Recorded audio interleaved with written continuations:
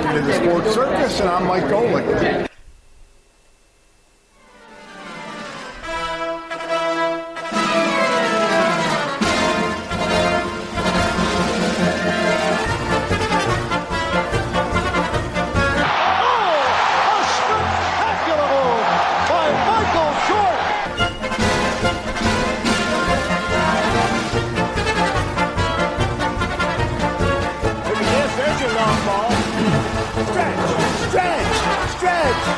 You can put it on the board. Yes!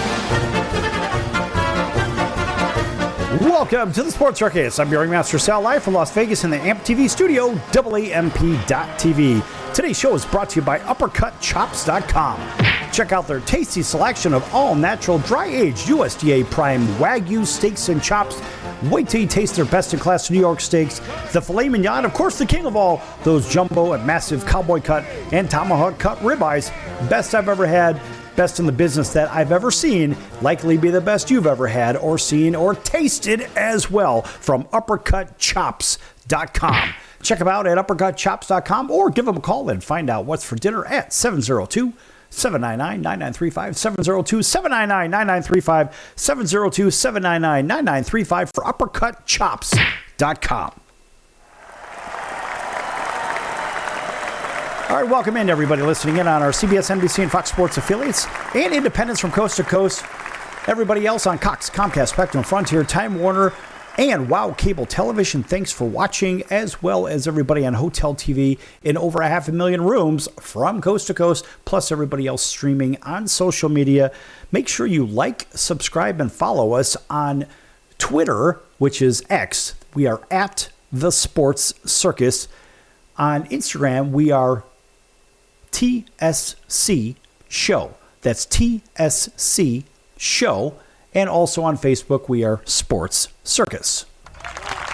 Lots of cool stuff going on there. And I will tell you this much, folks. Sometimes we have surprises like everybody else, and you never know what's going to happen, who's going to show up, because at some point, we may have somebody of very big stature call in, whether it's a Hall of Famer or a world champion or something like that. Hell, it could be even a presidential candidate. We've already had that one.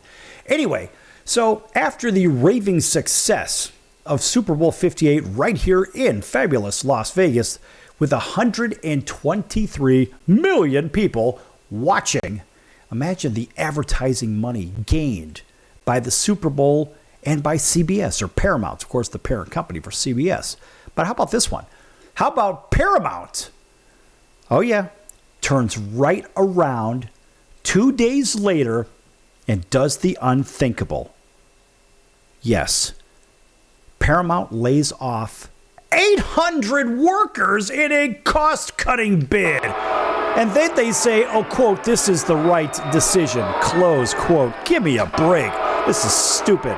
So, of course, Paramount Global will lay off hundreds of employees following a record-setting Super Bowl that garnered more than 123 million viewers across all company platforms led by CBS. This is according to basically everybody's got this one, right? And I pulled this one from Yahoo, so you can find it there too. Nonetheless, the job cuts will take place. Oh, by the way, they already took place. How do you like them apples? And of course, impact about 800 employees, or about 3% of the total Paramount workforce. That's what sources familiar with this matter told Yahoo Finance. As a matter of fact, in an internal memo to employees, Paramount CEO Bob Bakish reiterates his previous comments that layoffs are necessary in order to return the company to earnings growth. He says, quote, I'm confident this is the right decision for our future, close quote.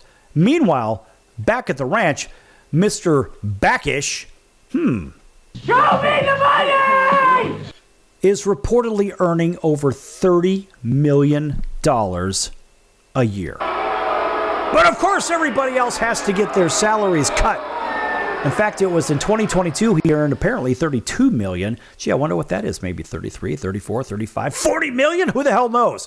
Anyway, continuing on, Bakish says, quote, these adjustments will help enable us to build on our momentum and execute our strategic vision for the year ahead. And I firmly believe that we have much to be excited about, close quote. Really? He has a lot to be excited about because he still has a job. And he's making over $30 million a year. Now, let's think about this, folks. Now, whether you're sitting over in Alabama, in Auburn, Alabama, listening in on WAUD, or from Montgomery all the way to Columbus, or maybe in Atlanta, WDJY, or our friends over in Honolulu, KHKA over on CBS Sports 1500. Listen, the reality is this. People like you and me, we don't make $32 million a year. We don't make $32 million in a lifetime. I mean, we're lucky to make, I don't know, $50,000, $60,000 a year. And that's really what it comes down to. The average American, I think, makes $38,000 to $42,000 a year. Don't quote me on that number. I think it's somewhere around there. Nonetheless, this guy says, well, you know what? Let's just lay off about 800 people. We don't care. We just killed it on the Super Bowl. We just made loads and loads and loads of money. All of our partnerships continue on. And guess what? That's okay. We're going to go ahead and we're going to lay some people off. Now, of course, shares, which are down about 13% since the start of the year, fell an additional 4% following the news. How do you like them apples? And honestly, I'll give that one a nice round of applause. So you see, Backish warned employees job cuts would be coming in a separate internal memo about 3 weeks ago. But of course, his job wasn't cut. He didn't even take a cut in pay. And of course, at the time, he cited the need for Paramount to, quote, operate at a leaner company, and spend less, close quote. Well, if spending less is part of the agenda, don't you think that would actually start at the top? Let's think about all these salaries from all these players. I mean, the players are bearing the owners. Sorry, listeners, you may feel opposite. Well, you know, the owners make all the money. I want to get into that in just a little bit. We're going to talk a little bit of revenues from baseball, and then we're going to compare them to salaries, right? But this guy makes $32 million plus, whatever the heck it is, per year. And he's saying that the organization needs to operate as a leaner company? That's ludicrous. And of course, by the way, Ludacris went to my high school back in Oak Park, Illinois. How do you like them apples, right? A little plug for Oak Park and River Forest High School. Just throw that in there because we saw him at the Super Bowl halftime show. And of course, all those Fast and Furious movies, etc.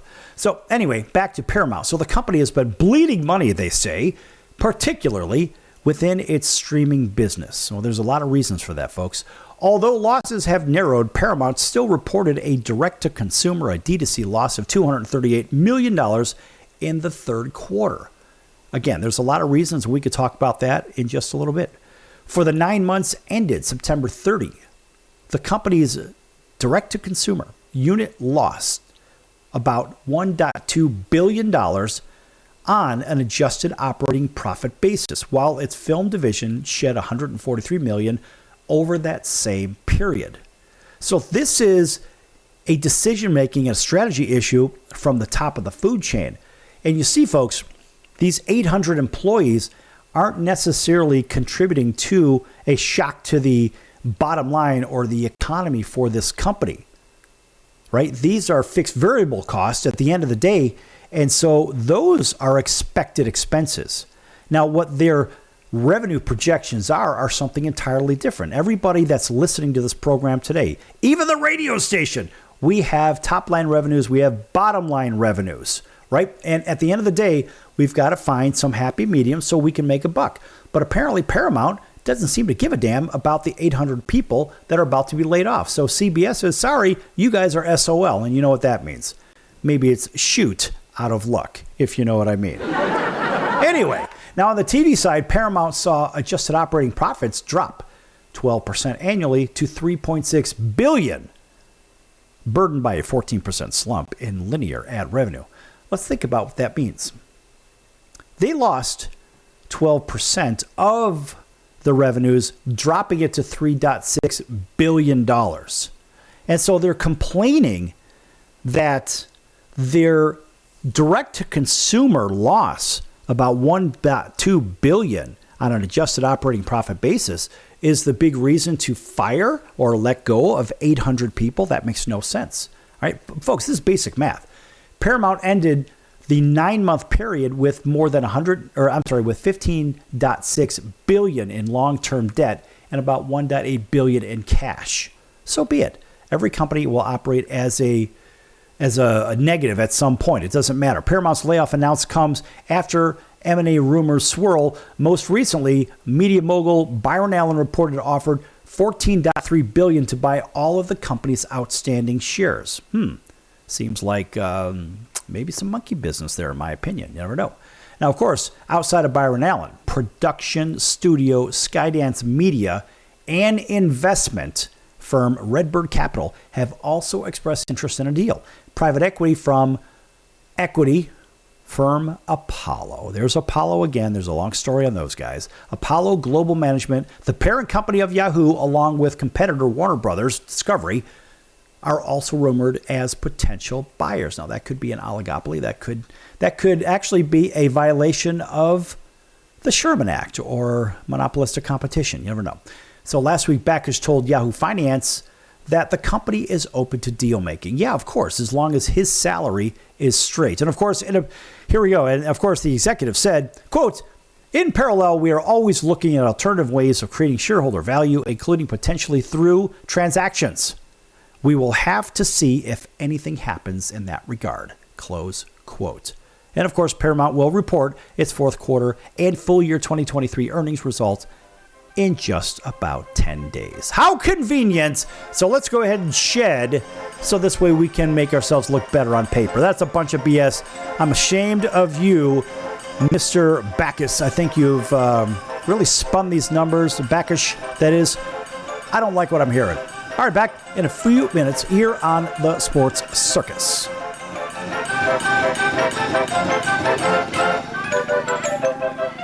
Attention business owners, you and your customers are listening to this right now. Face it, every business needs customers, even yours. The Sports Circus is a primetime nationally syndicated program that's carried on ABC, NBC, CNBC, and Westwood One News affiliates, plus CBS, Fox, and NBC sports affiliates across North America, with coverage from Hawaii to New York.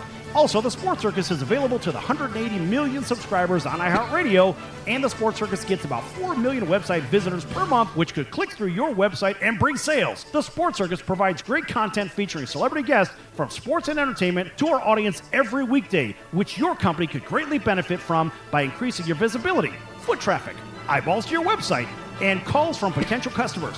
Call us right now at 702-799-9935. Again, 702-799-9935. Or email us at info@thesportscircus.com. That's info@thesportscircus.com. Drive your sales today by advertising with the Sports Circus. Could you use a little extra money right now? If you'd like to borrow up to $100,000 and get pre-approved in minutes, call the number we'll give you at the end of this commercial. Our lending partners have already loaned millions of dollars to individuals just like you, and we're ready to lend you up to $100,000 if you qualify. Even if your credit is not perfect, you could use the money to pay off high-interest credit cards, for home renovations, or consolidate existing debt. You can get flexible, easy-to-pay terms. The consultation to find out if you qualify is free. To find out if you qualify for our special financing program, call this toll-free number 24 hours a day. 800-335-1376. 800-335-1376. 800-335-1376. That's 800-335-1376. Important terms and conditions apply. Not all applicants will qualify. Loan amount, annual percentage rate, and term will vary depending on creditworthiness. Applying does not guarantee approval. Account approval is subject to verification and confirmation of your credit history and acceptance by a lender. If you choose to apply for a loan through us, a consumer report will be obtained to evaluate your creditworthiness in connection with your application for credit.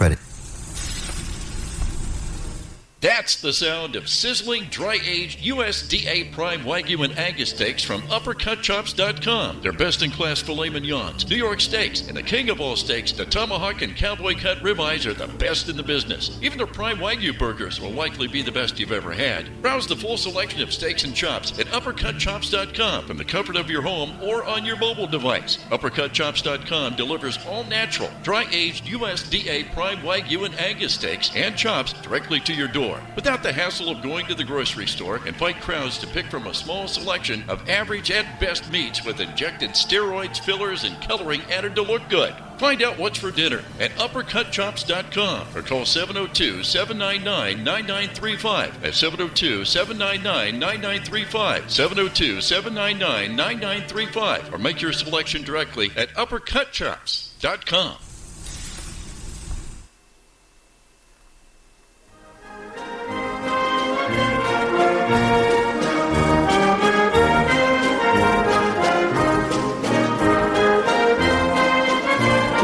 back to the Sports Circus. I'm Roy Firestone. Now it's time to throw it back to Sal.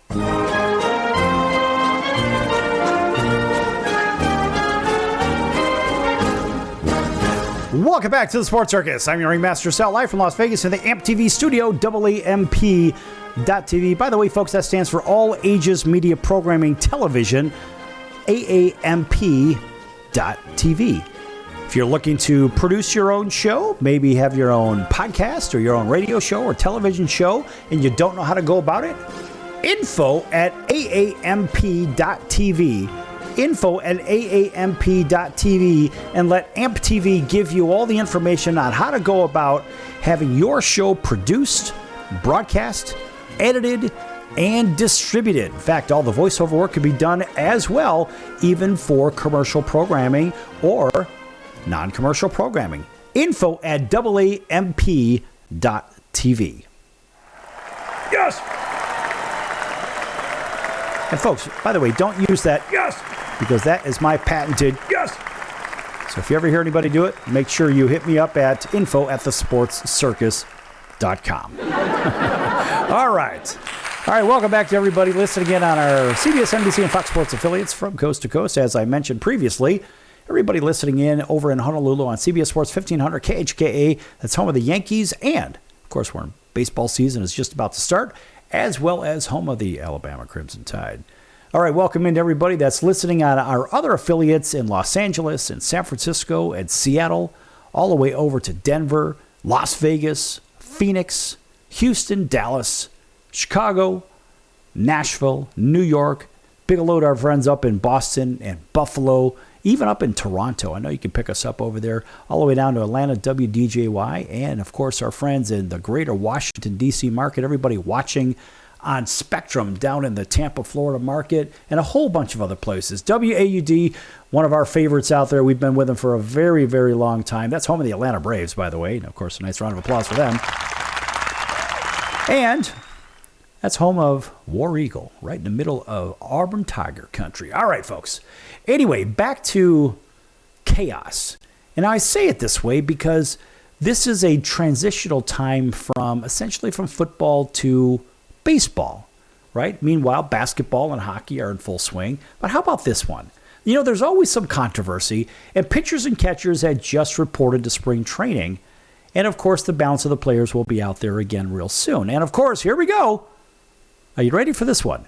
Nike takes over as the league's official uniform supplier. Oh, maybe you might remember about 4 years ago. But now Major League Baseball has new uniforms.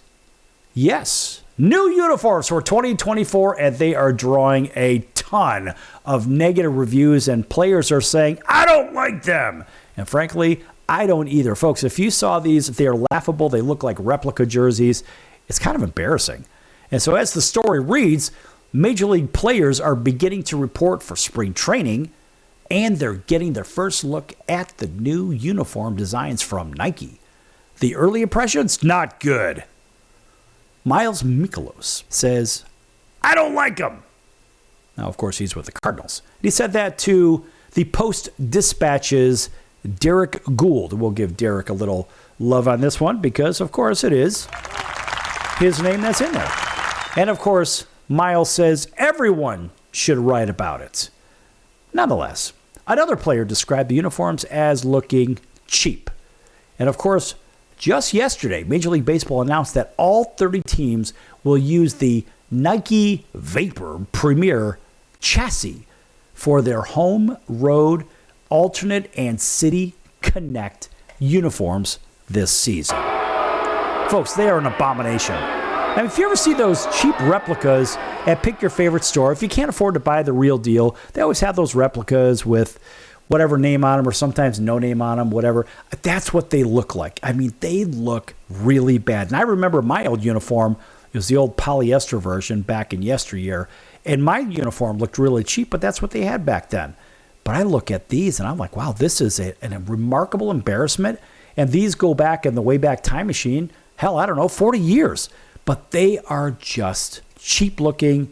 And honestly, they don't look very good. I mean, look, they come off as an instant downgrade. I mean, the difference between the new design and what basically we're used to seeing is incredibly noticeable. And in fact, there's all kinds of feedback on Pick Your Favorite social media. Here's one from Jeff Jones on X. Says, this is what the back of the white jerseys look like with the new template. Players are pretty unhappy. Miles Mikolas says that they also don't fit right. Pants are no longer as long and customized, and the fabric is a very different consistency. They look cheap, another player said. And as we go on, another one says, last year versus this year's replica jersey. Yes, you heard that right. Last year versus this year's replica jersey offerings from the fine folks at Major League Baseball, Nike, and Fanatics. Last year's being on the left and this year's being on the right. I have a lot to say, so bear with me. Let's just rip the Band-Aid off right away with this year's New Jersey offerings. I mean, really, folks, I'm looking at these side by side, and one really looks like, I would say like a high school jersey. I hate to say it that way. My high school jersey was actually nicer than these. But last year's pro jersey was nice. I mean, it was good. In fact, even the Major League Baseball logo was above the stripe. Let's go to the Seattle Mariners All-Star jersey. It's regular jersey, right, with the All-Star patch on it from last year. Anyway, so there's like a, on the white jerseys, on the home jerseys, they have a, we'll call it a blue around the collar. It's not really a ring around the collar, if you know what I mean. But anyway, it's sort of the neckline.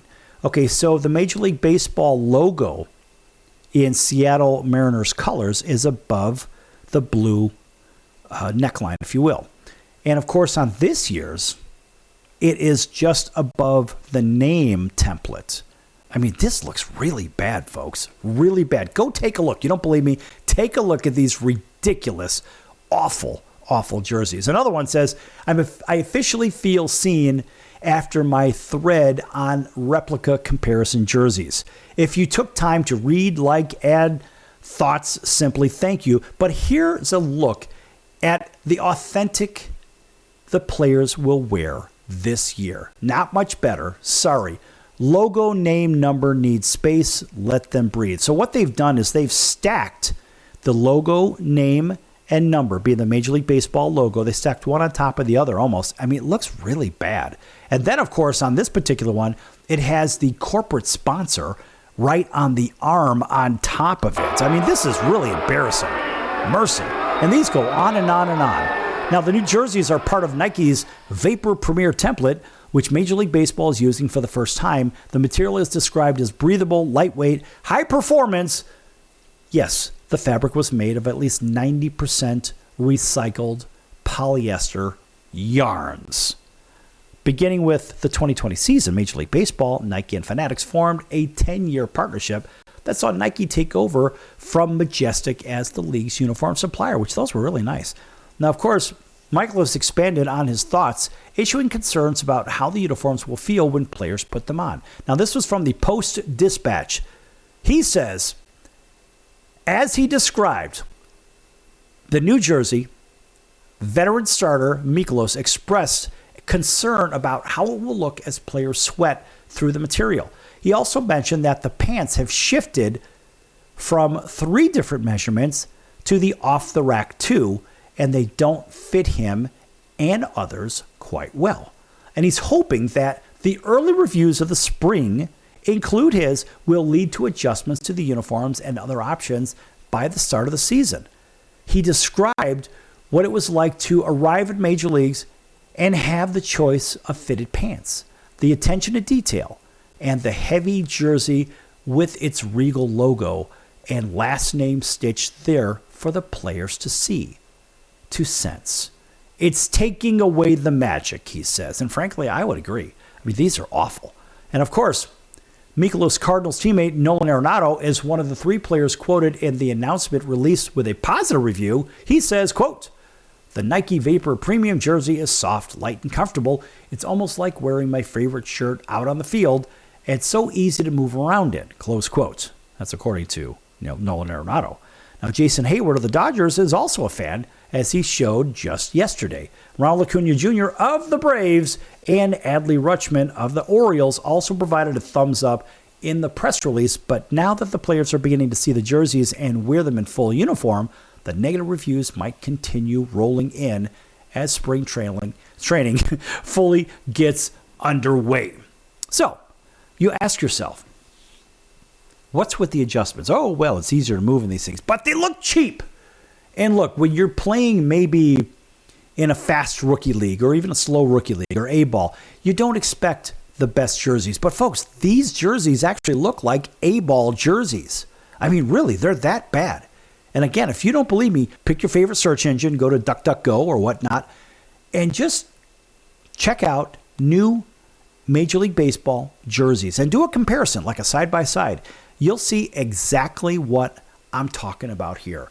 And look, the players are going to go along with it. Oh, yeah, the jerseys are great, whatever. You know why? Because they're paid, I don't know, how many hundreds of millions of dollars. They're going to say whatever Major League Baseball wants them to say, so long as their money doesn't get funny. And so ultimately, the players may not like it, but they're not going to say anything because they're making mad money in the first place. And let's face it, they can go buy their own custom jerseys. They should be able to.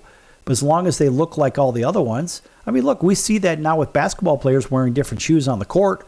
So why not let these players, as long as they all look the same, why not let them wear something that resembles something the same that they're comfortable in the first place? Now, that makes a hell of a lot of sense. Back here in a few on the Sports Circus. Lots more to come. Don't move.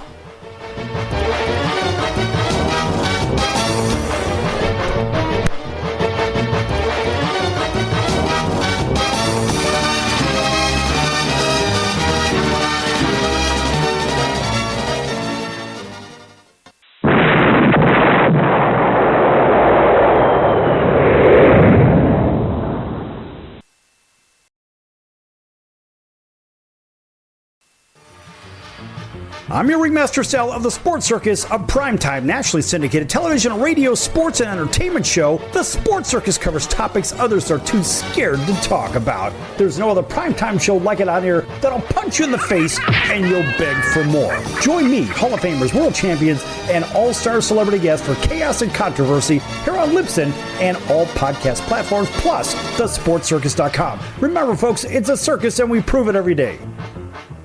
If you are trying to quit drinking or doing too many drugs, listen to me. You don't know me and we'll never meet. I had a problem like you once. I drank and used to party a little too much till it got out of control and almost ruined my life. I realized I needed help to fix my problem before it totally destroyed me. If you've tried to fix your drinking and drug problem and you know you can't do it alone, you need to call the National Treatment Advisors. They'll immerse you into a 30-day program to replace your old habits with new habits and totally change your life. And if you have PPO private health insurance, the entire program may be covered. Fix your problem right now before it gets any worse. Get clean. Call now and learn more. 800-957-6209. 800-957-6209. 800-957-6209. That's 800-957-6209.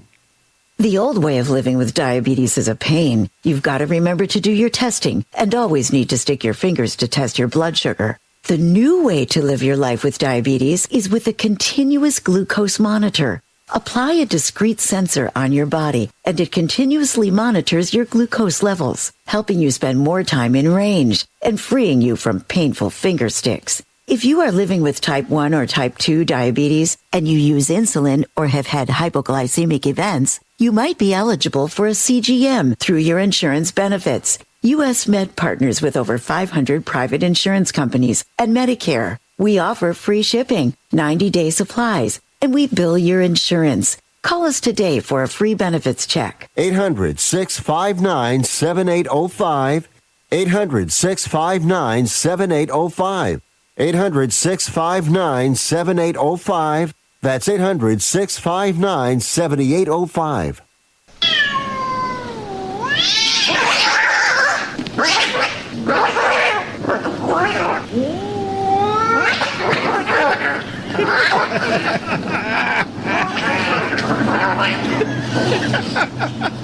That's ridiculous.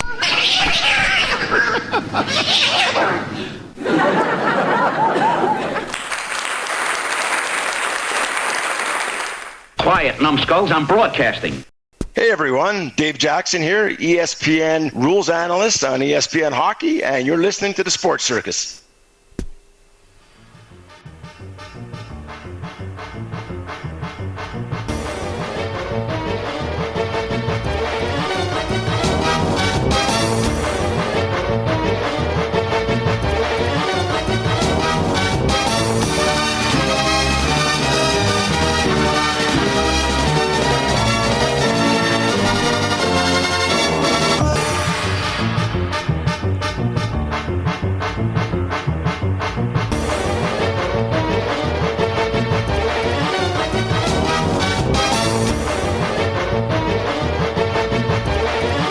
Welcome back to the Sports Circus. I'm your Ringmaster Sal, live from Las Vegas in the AMP TV studio, AAMP.TV. Folks, make sure you check out thesportscircus.com for our upcoming guests, our prior guests, our recorded shows, which are podcasts in full, uncut, unedited, just like this program right here. Also, make sure you check out our partners page.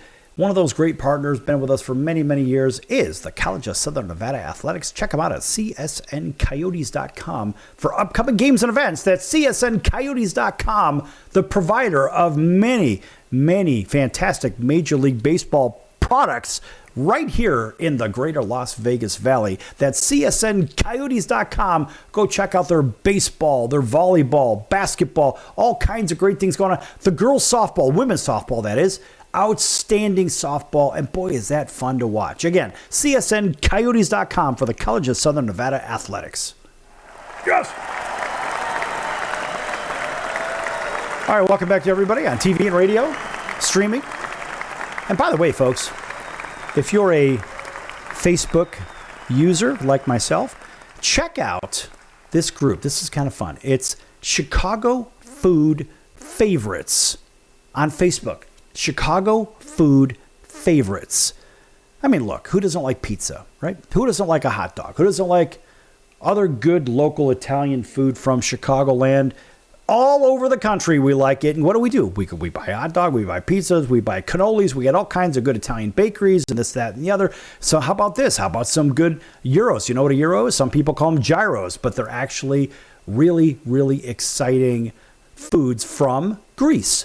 So there's all kinds of great food on the Chicago Food Favorites page. You could post your own food, your own recipes, whatever. Talk about what everybody else is talking about or come up with something on your own.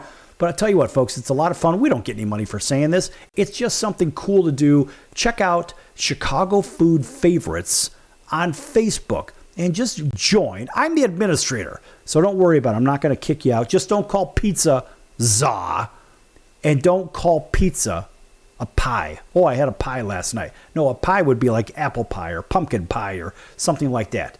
If you follow those simple rules, you'll have a lot of fun. And by the way, there's a lot of celebrities that are also posting and participating on that page as well. We're not going to tell you who they are, but you'll have to find them yourself. But they are certainly there. All right. That is Chicago Food Favorites on Facebook. All right, so sticking with baseball, how about this one?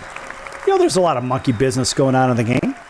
And how about former New York Mets general manager Billy Eppler? This guy is no stranger to controversy. Now he's been suspended through the 2024 World Series for what? Fabricating injuries? What? Oh, yeah. Now, of course, he resigned as Mets GM at the end of last season, but come on, man, this is stupid. Former Mets general manager Billy Eppler has been suspended by Major League Baseball Commissioner Rob Manfred, who, in my opinion, should be suspended in the first place for tinkering with the baseballs, as I see it. I don't know. I can't say that for a fact, but that's my opinion, and I'm sticking to it.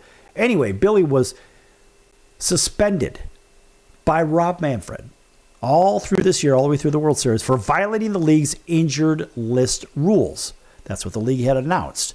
And in fact, Billy Eppler, who resigned as the Mets GM at the end of the season last year, is being punished for, quote, improper use of injured list placements, including the deliberate fabrication of injuries and the associated submissions of documentation for the purpose of securing multiple improper injured list placements during the 22 and 23 seasons, close quote. That's according to Major League Baseball. Now, of course, the league, which did not provide specific examples of Eppler's actions, spent 4 months investigating the issue and interviewed more than 36 people. They found that Eppler, who was cooperative, was not influenced by Mets ownership. No other team executives were mentioned in Manfred's findings. Eppler was hired as the Mets GM back in November of 2021. So basically, for the time he was there, 22 and 23, he may have been pulling this sorts of shenanigans. So he resigned in October of 23, the day after the investigation was made public, and 3 days after David Stearns was brought on as the team's president of baseball operations. As a matter of fact, the team said in a statement, quote, "The Mets have been informed of the conclusion of Major League Baseball's investigation with Billy Eppler's resignation on October 5, 2023, and with David Stearns leading the baseball operations team. The Mets consider the matter closed and will have no further comment," close quote.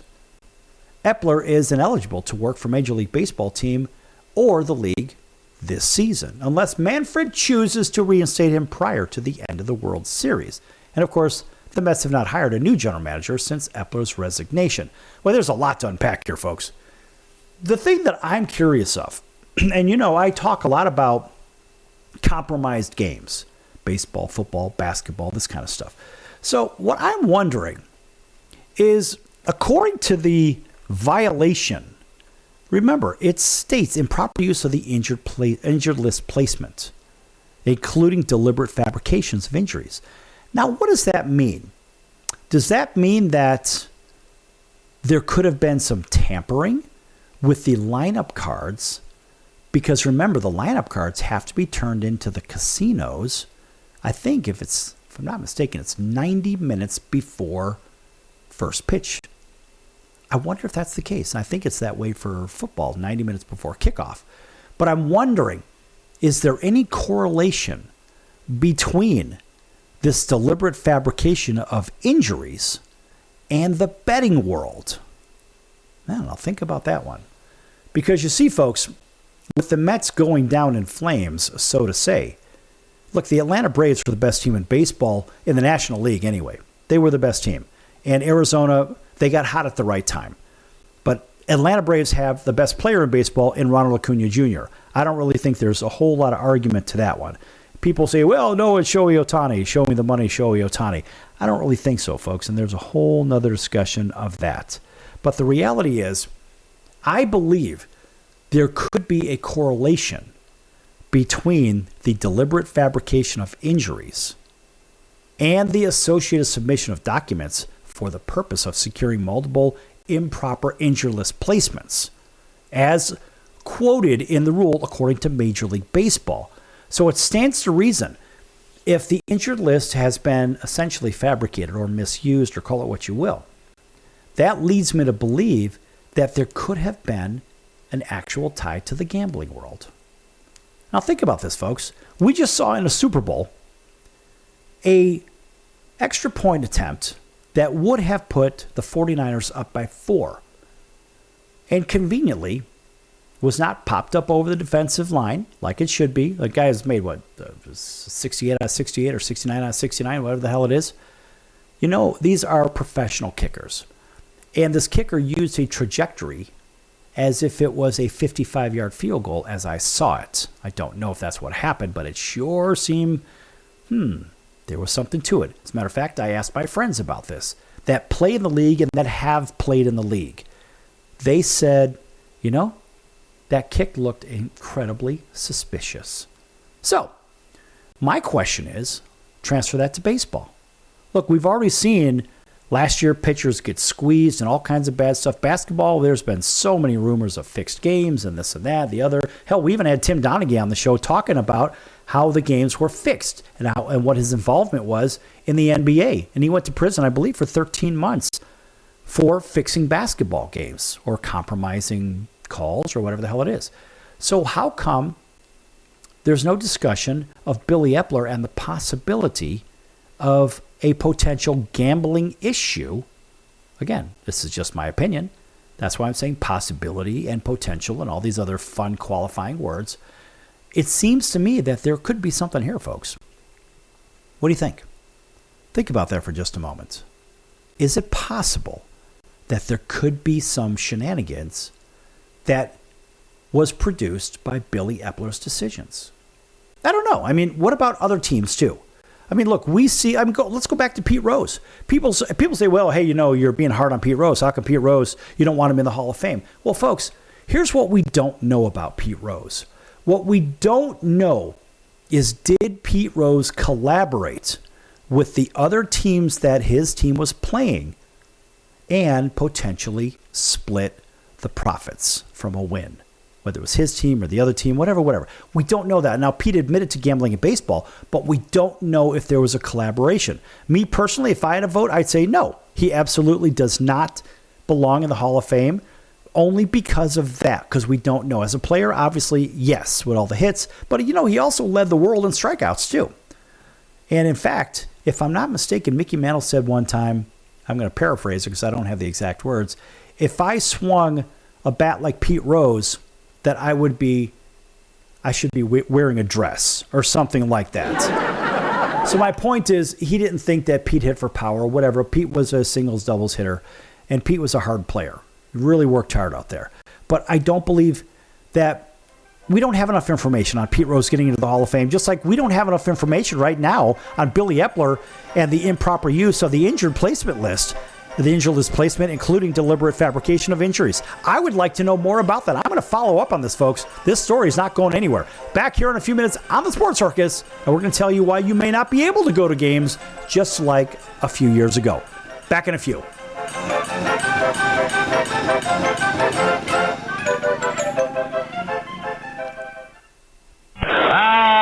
10 beats Planet the old ballpark, friends. High pop fly. That would be a home run in a phone booth. I don't know what the big deal about Cracker Jack is. Did you ever go and buy a pack of Cracker Jack thinking you'd get a prize and find no prize in the box? Here's the pitch. That might not sound important to some people, but when you're a little kid, especially from humble origin, and they cheat you out of a prize, there's a bouncing ball. Second baseman has a Barbary over the first. It's hard to think in laudatory terms of the product.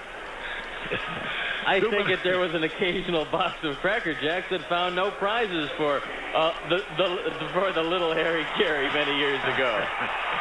You got that right. And boy, when a box of Cracker Jack to me meant a lot of money. Here's a pitch, bounce foul. That's the most asinine marketing I've ever heard of. 1 ball, 1 strike. These guys say, well, you sing about Cracker Jack. I said that I only sing it because it's in the song.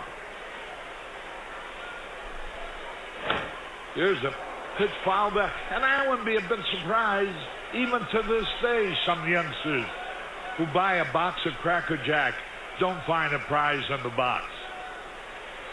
1 ball, 2 strikes, 2 out. Well, if you're going to talk about a congressman being crooked, here's a pitch foul out of play. Why not talk about commercial products that don't do what they represent to do?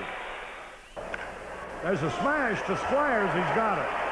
1, 2, 3, nothing across. We're going to the bottom of the 7th now to score. All tied up. Milwaukee 4, the White Sox 4. Hey! Everybody! All right, Nancy, let me hear you. Take me out to the ball game. Take me out to the ground. Buy me some peanuts and Cracker Jack. I don't care if I ever get back for its root for the White Sox. If they don't win, it's a shame. Or it's 1, 2, 3 strikes, you're out at the old ball game. There's a drive, way back. It might be, it could be, and it is. Holy cow! This crowd is wild. Welcome back to the Sports Circus. I'm Al Bubba Baker, quarterback breaker and the rib maker.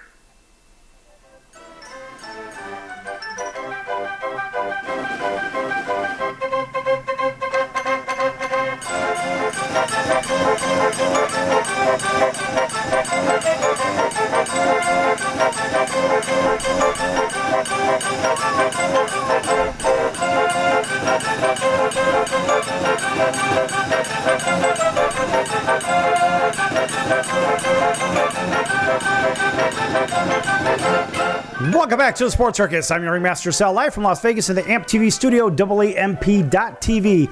Folks, make sure you check out thesportscircus.com for our upcoming guests, our prior guests, our recorded shows, which are a podcast, and of course, all of our press releases. Got another press release coming out here very, very soon. Can't tell you about it just yet. We don't want to spoil the surprise. But it will be more on the entertainment side of the show. Because remember, the Sports Circus started out as just a regular radio show at 6 a.m. on a Saturday morning on Fox 1340 right here in Las Vegas. And then it got bigger and crazier and bigger and crazier. And wow, we started adding affiliates. We got better time. Ended up moving to 8 a.m. on a Saturday morning over to NBC Sports 920 The Game. Then added NBC over in Los Angeles, then in Honolulu, and even WHBQ, Elvis's first station over in Memphis, Tennessee. That's home of the Memphis Redbirds, which is the AAA team for the St. Louis Cardinals. But we just kept getting bigger and crazier. And now today, the Sports Circus is carried on over 210 stations nationwide on the radio, plus a whole bunch of affiliates for all these cable providers, Cox, Comcast, Spectrum, Frontier, Time Warner, even Oceanic and WOW cable affiliates, plus hotel TV in over, I think it's actually 550,000 rooms from coast to coast in all your upscale hotels and resorts in every Nielsen-rated market. So that's actually where we started, folks. And we are just getting bigger and bigger, and we just keep adding people. And you know what? Like any good executive, what you're supposed to do is surround yourself with winners. That's how the show has become big. So if you're looking for a magic formula, first of all, don't say or on air. Don't do that. Of course, I'm just giving an example. But don't say that, and don't sound like an amateur. Sound like you kind of know what you're talking about.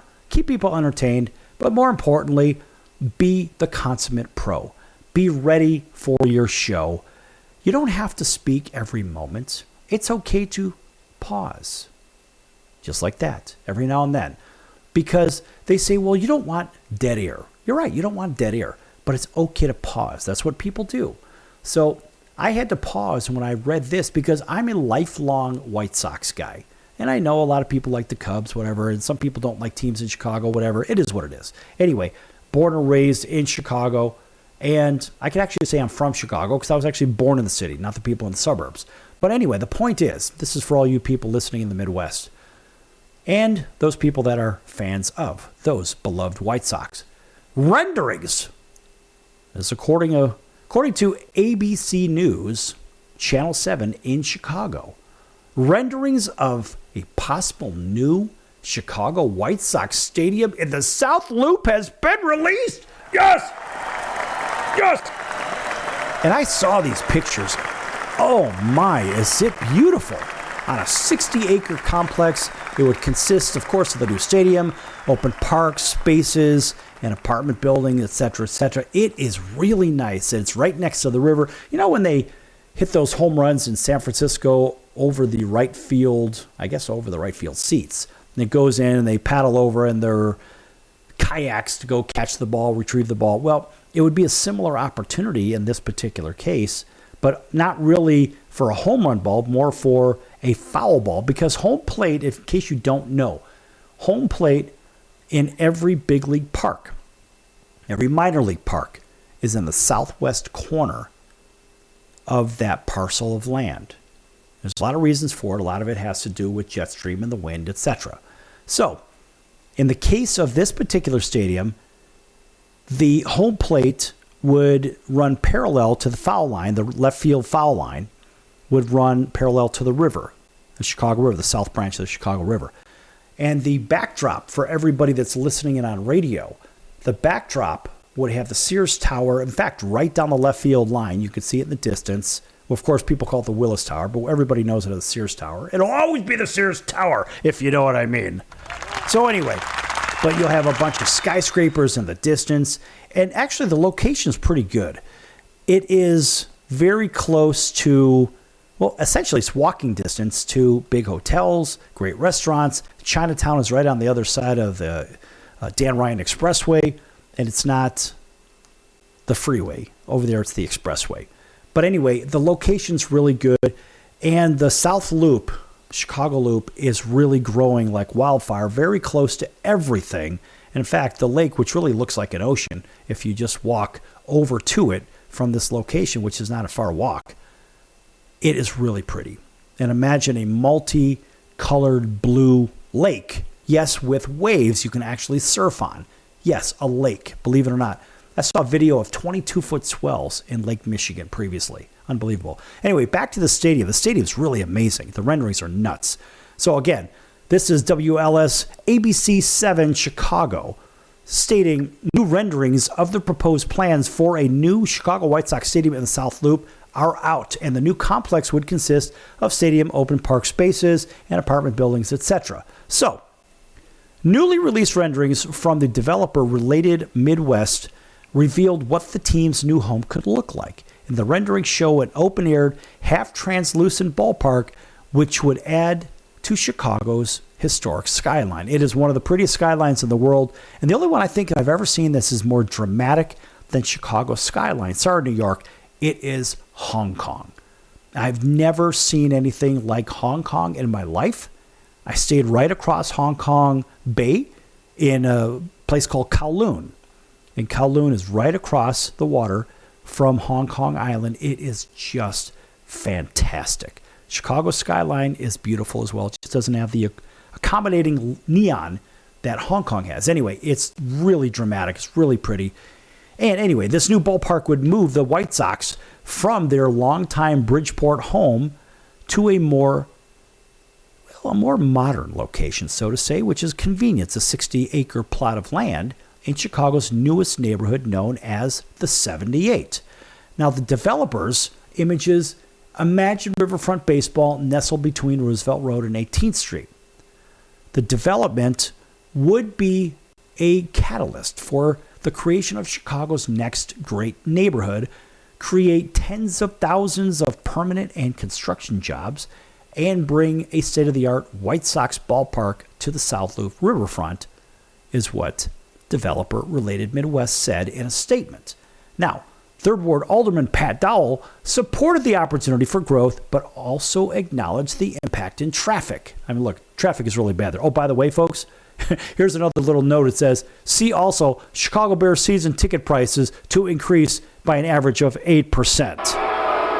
Yeah, that's next season. Anyway, so Alderman Dowell said recently, quote, the traffic impact on Roosevelt Road and 18th Street, security and the quality of life issues such as concert noise and pedestrian neighborhood access are just a few of the issues that will have to be resolved, close quote. Yeah, but they've already done that previously. It doesn't really matter. Now, the alleged, I don't even want to say his name, this mayor of Chicago, in my opinion, I'm not terribly thrilled with him.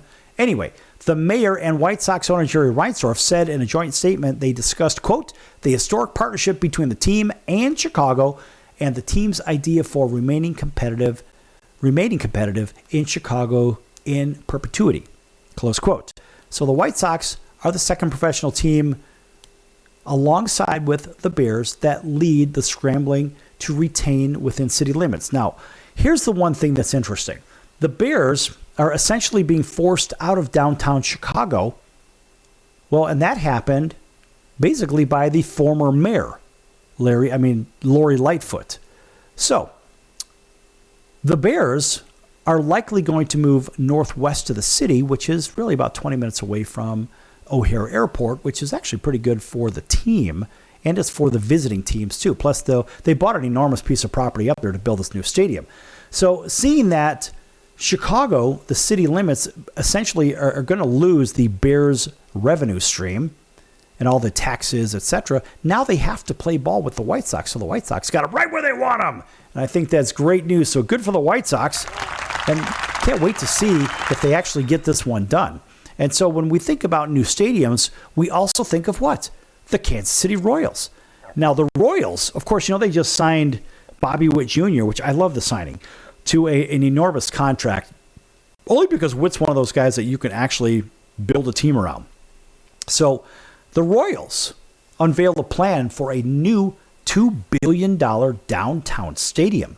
Of course, they have played at Kauffman Stadium, which sits right next to the Chiefs' Arrowhead Stadium, for 50 years. Well, that may be changing, folks. That may be changing.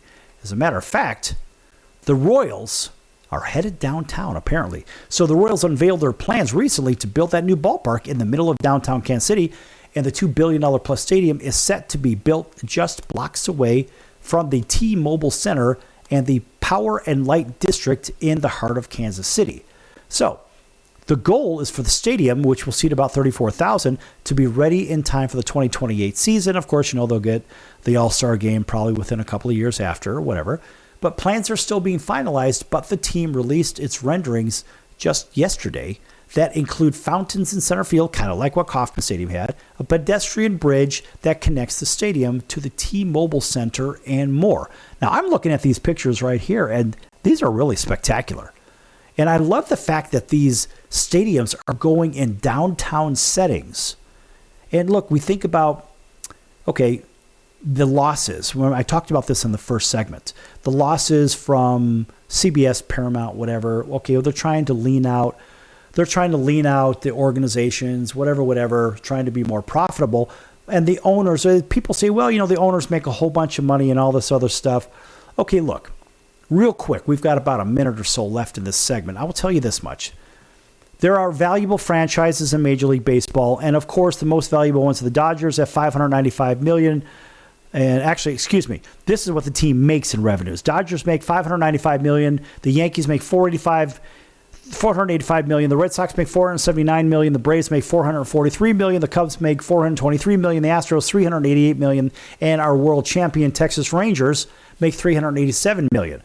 So they say, well, okay, look at all the money that they make. And the companies or these teams are worth a lot of money. The Yankees are worth $6 billion. The Dodgers worth $4 billion. Red Sox worth $4 billion. The Cubs worth about $4 billion. And on we go. But you say, wait a minute. Let's go back to the revenues. $595 million for the Dodgers. Well, hell, what are they paying Ohtani? That's one contract. $70 million in 1 year. All right. So now and that's their top line revenue, by the way, the $595 million. All right. So what about the team? Okay. So what about all the expenses, including the salaries? And you ask yourself, are the Dodgers really making any money? Are the Yankees really making any money? The Yankees had to cut salaries because they were in danger of losing money. And look, they have a right to profit, but it's such a big brand. Let's face it, these brands have value too. And we also think of which team has the most sales in merchandise. Well, this may come as a surprise, but when it comes to the most Major League Baseball teams that sell the most merchandise, the Yankees are number 1, the Dodgers are number 2, the Chicago White Sox are number 3, the Atlanta Braves are 4, and the Toronto Blue Jays are 5. Trailed by the Red Sox, Astros, Padres, Pirates at number 9. The Pirates, mind you, are ahead of the San Francisco Giants. So, folks, the revenue game is a very tricky conversation, so don't think that the owners are making so much money. It is what it is, folks, but at the end of the day, the players make, in my opinion, way, way too much money. It's ridiculous. Anyway, folks, that's going to do it. We'll see you in about 23 hours right here on your favorite station. Until then, so long, everyone.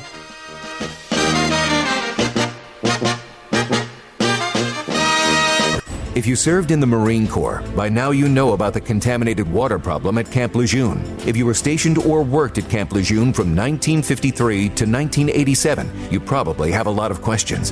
We have some answers. You could be entitled to compensation. Billions of dollars are being allocated to pay for damages to anyone stationed at Camp Lejeune during that time. Unfortunately, it appears that officials may have known the contaminated water problem existed and did little to protect their men. The Semper Fi Code was not honored. If you or someone in your family has developed a serious illness, including various forms of cancer, call this Camp Lejeune legal support line right now. You can't turn back the clock and change what happened, but you can certainly call right now and learn your rights as a Marine. Here's the number. Call 800-335-7196. 800-335-7196. That's 800-335-7196. Paid for by Legal Alert Line.